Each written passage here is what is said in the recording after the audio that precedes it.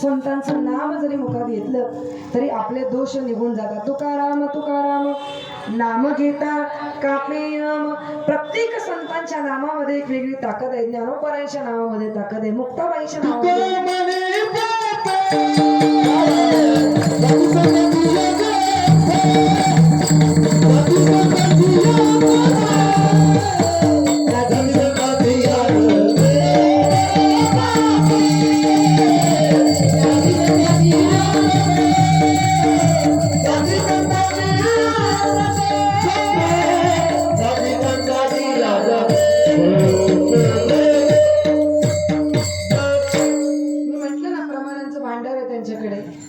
बरोबर परफेक्ट प्रमाण दिलं. तुका म्हणे